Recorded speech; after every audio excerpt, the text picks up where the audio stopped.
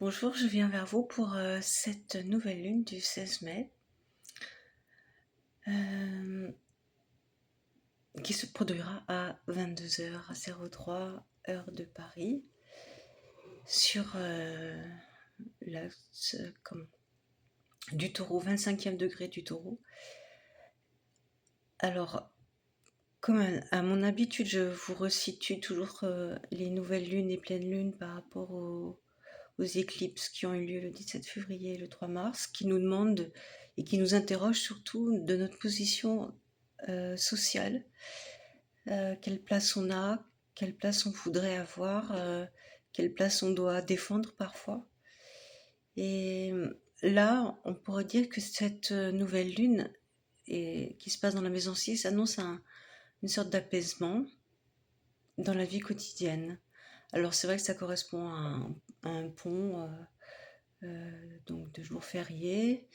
Alors il est possible que voilà, il y a une sorte de climat apaisant à ce moment-là. D'autre part parce que ça se passe dans le signe du taureau et la maison 6, le signe du taureau qui veut un climat confortable, une entente agréable entre les personnes. Et la maison 6, c'est tout ce qui relève du quotidien.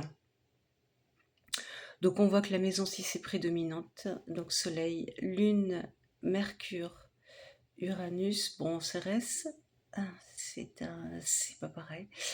Euh, tout ce qu'on peut remarquer, c'est que c'est peut-être le moment justement pour faire une pause et de se dire, ben tiens, euh, qu'est-ce qui me plaît dans mon quotidien? Qu'est-ce que je veux retenir pour peut-être éviter le stress? Faire un point sur sa santé, qu'est-ce qui me permet de me sentir bien, consacrer du temps à soi, à son corps. Euh, pour moi, c'est un moment entre parenthèses, après des lunes et pleines lunes qui ont été vraiment très exigeantes. Mercure est en trigone à Pluton, il y a aussi Pluton dans la 2, il y a des possibilités de rémunération qui peuvent être en discussion. Uranus est en trigone aussi à Pluton, des possibilités de changement concernant les finances ou une étude de changement possiblement sur les finances. Uranus est en sextile à Neptune qui est en maison 4, donc la maison de la famille. Et on voit que Saturne et Neptune sont conjointes en maison 4. Et avec ce sextile à Uranus, euh, c'est comme si un climat aussi familial s'apaisait après peut-être une grande tempête. Alors que dire? Quel est le chemin que on nous invite à emprunter? C'est donc le nœud nord qui est encore en poisson en maison 3. Et ça représente les petits déplacements, les rapports que l'on a avec notre entourage, nos proches. Ça peut être aussi nos collègues, nos cousins, enfin surtout nos proches. Et donc elle s'est interrogée quel rapport on a avec ce monde-là, l'environnement, les voisins aussi, et le monde social. Alors, qu'est-ce qui nous rapproche ou qu'est-ce qui nous empêche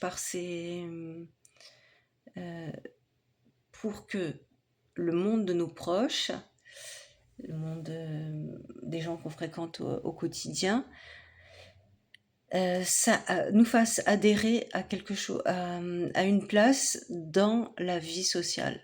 Et on voit que Uranus est en maison 6.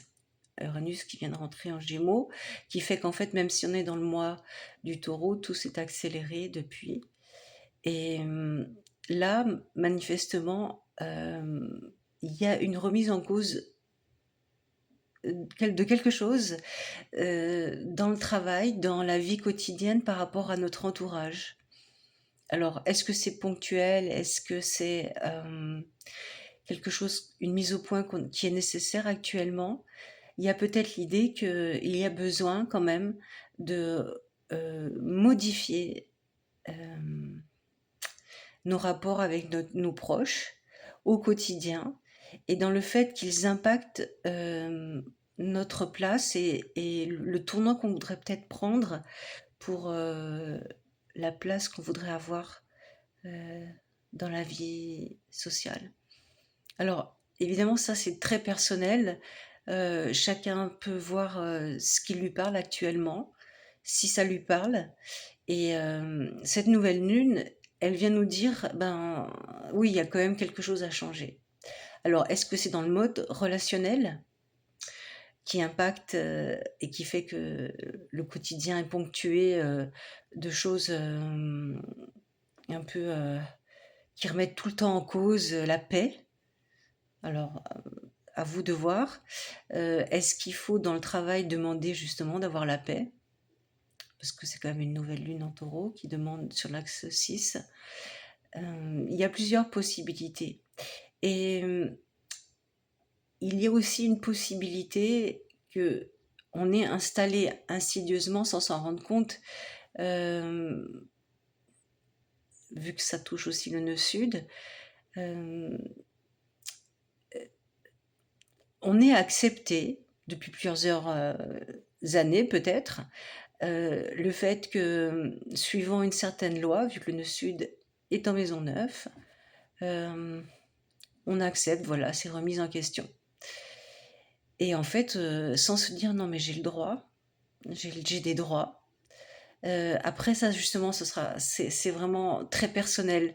Donc je vous donne des pistes pour faire une recherche, vu que c'est un moment de paix là actuellement, pour voir qu'est-ce que, au nom de la loi entre guillemets, on a accepté quelque chose qui a chamboulé un jour notre quotidien et on vit encore sous ce joug euh, cette acceptation.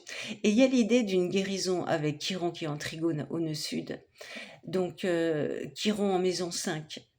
Alors, ça peut être plusieurs choses, ça peut être un divorce qui a mis une loi qui fait qu'on s'est soumis à quelque chose, et s'interroger sur qu'est-ce que ça a modifié dans notre façon de vivre. C'est aussi les enfants. Alors ça peut justement concerner la loi concernant les enfants s'il y a eu un divorce. Mars en maison 5,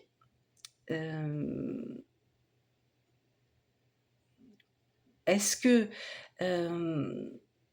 dans des amours passés, il y a eu l'idée que comment on se enfin, on doit se soumettre à une loi, notamment par un homme. Donc c'est un peu complexe, c'est évident que ça parle à différents niveaux, mais c'est des pistes intéressantes à exploiter. Et la lune noire, qui est en maison 1 en Sagittaire, en trigone à Saturne, concerne la maison, notre éducation, là d'où l'on vient. C'est comme si un secret familial actuellement était s'arrêtait parce que justement la loi est en train de s'y pencher. Je ne sais pas si c'est très complexe et ça peut vraiment parler sous plusieurs formes. Donc, je suis désolée, je peux pas. C'est pas du tout de la voyance, hein, l'astrologie. C'est des possibilités qui nous sont proposées d'interprétation et de compréhension. Et là, pour moi, il y a quand même une libération. Donc, en résumé, c'est un climat propice 3 jours avant, 3 jours après, pour se poser, pour être tranquille, prendre soin de soi, se reposer, même faire la sieste, manger correctement. Et puis plus loin, prendre du temps, peut-être s'isoler et réfléchir en quoi depuis quelques années, voire plusieurs années, la loi est intervenue d'une manière ou d'une autre, et que c'est peut-être ça qui a fait que, alors, soit avec les proches et l'entourage, on s'est replié sur soi par rapport à quelque chose qui a été dicté par la loi, qui n'était pas forcément justifié, et justement, maintenant c'est obsolète. Ça ne veut pas dire qu'on ne doit pas suivre un jugement, mais c'est comme si c'était ancien, vu que c'est le passé avec le nœud sud, et que justement, la lumière est mise sur c'est fini maintenant, c'est fini, libère-toi. Et ça nous donne un peu, ça fait que on peut retrouver un élan. Vous voyez, imaginez un aigle qui prend son envol, et ça y est, vous pouvez survoler, on peut survoler tout ça, et, et c'est comme si on pouvait reprendre notre place d'il y a longtemps.